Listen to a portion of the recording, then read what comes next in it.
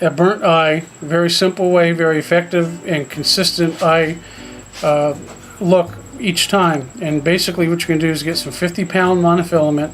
You're going to go to a craft store and get some seed beads, which are these little tiny beads. They come in different sizes and different colors.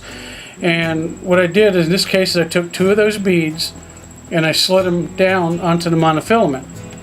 And then I'm going to take my lighter and I'm going to burn a little notch at the end of the monofilament. And all that is to do is to keep the beads from sliding off. Okay, then I'm going to basically put this as long as I want it. I'm going to cut the other end off. Then I can get rid of the whole roll of mono. And then I'm going to burn a little notch on this side.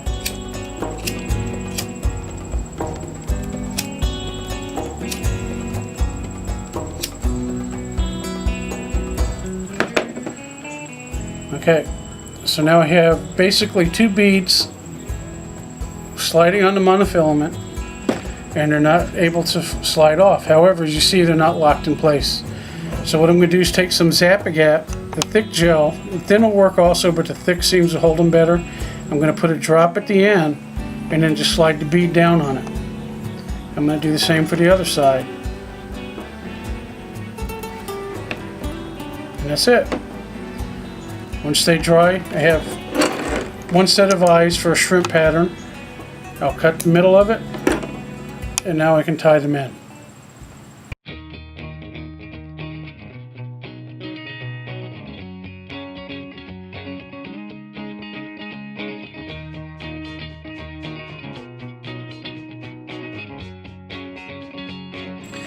Okay, this pattern is going to be a Sam's shrimp, and basically for the purposes of this fly, I am going to put some lead weight on it. You don't have to do this, but so you can see the basic technique of applying lead to the fly. I'm going to start with that. So before I do anything, I'm taking my piece of lead and I'm going to wrap it around the hook.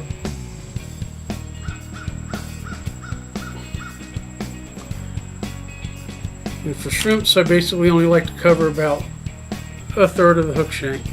Give more bulk in the middle of it and a little bit less on each side of it. Okay, then I'm going to take my thread, and I'm using clear mono thread because I don't want the thread to be seen in any of the colors. And I'm basically going to just wrap all around it and in that lead to hold it in place.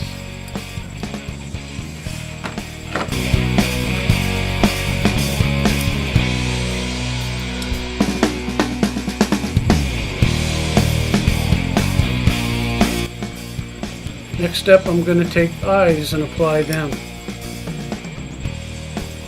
And I'll tie the first one on toward me, and I'm tying it right against the side of the hook.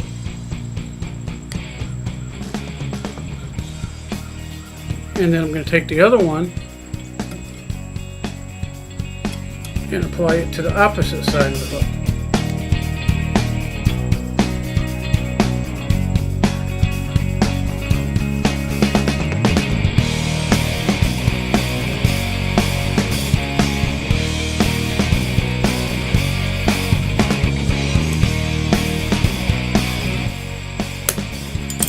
So basically what you can see now is an eye on either side of the hook.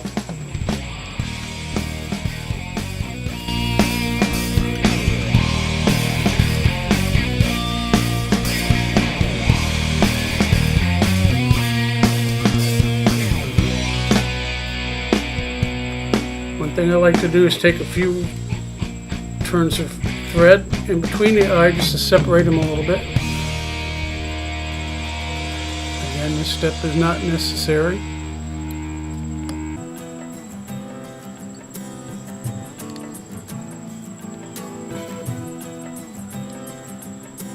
Alright, so you can see I get a little bit of separation and I get the V. So the next step is I put the body on.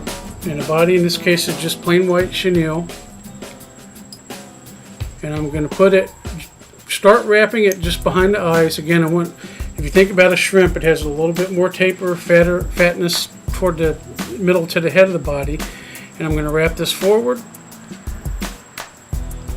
And I like to go under the eye. It helps support the eye a little bit.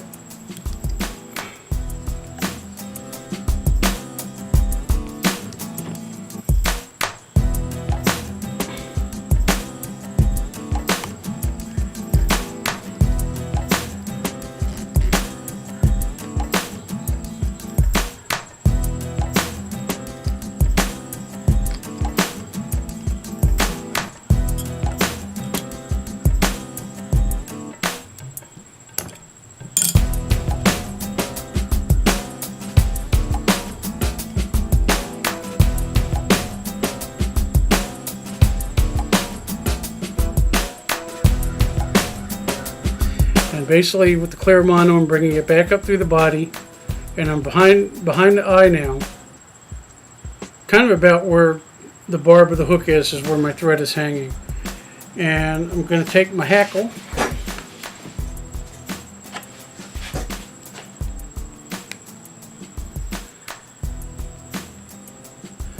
and I'm going to tie this in so that the stem is facing toward the eye of the hook, and I want the curve of the feather toward me, and I'm tying it on my side of the hook. What I'm basically doing is I'm not burying any of the feather, but I'm burying the stem into the fly. So you can see the stem is hanging up there, and I'm going to push it down, and then I'm going to tie it down into the fly. So then all I'm going to do is wrap this back. You know, I take one turn basically right over top.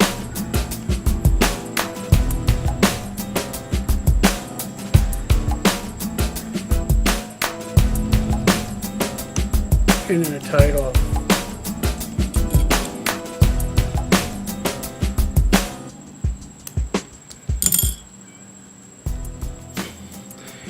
Now if you notice right now you have fibers all over the angle of the fly.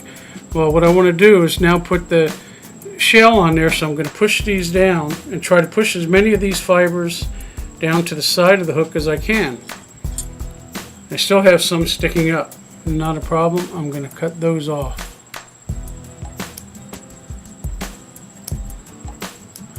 So basically what I end up with are legs around the side and the bottom of the hook, and the ones on the side actually help with ballast. They actually help keep that fly right in the water. So they are important to try to keep it somewhat balanced. And then for the final step, what I do is I come forward with the thread, and I'm trying not to tie down any of the barbels, so I'm moving the thread around. I come all the way up, basically as far as I can.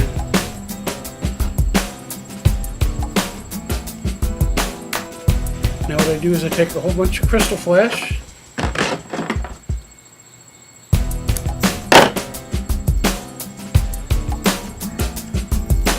and I'm going to tie this right up front, basically right behind where those eyes are, so I get that flare.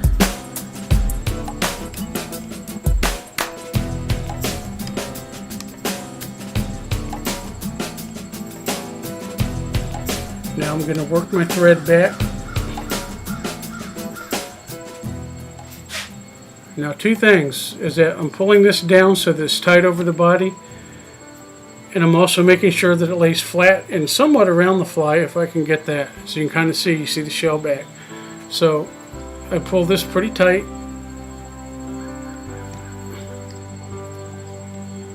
and then I'm going to tie it down real tight in the back. So what I end up with, I get a flare back here, I get a shell back, and then I have your feelers and legs and all that sticking out the top. Then I pull that up, and I actually tie the thread underneath the crystal flash.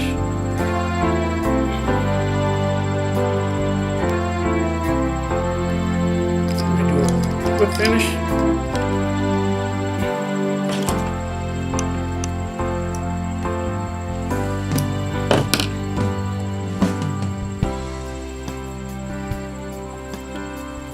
And then I just cut my tail to the length that I want.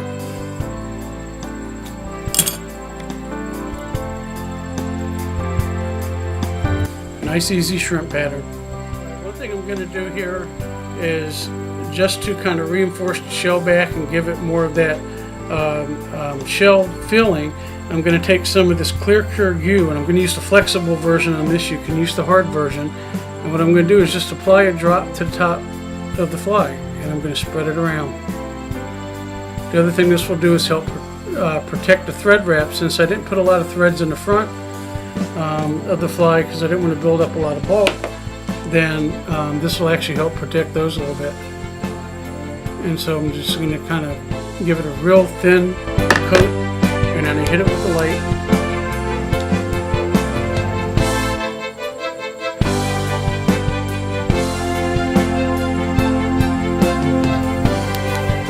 Now I have a thick and chewy fly.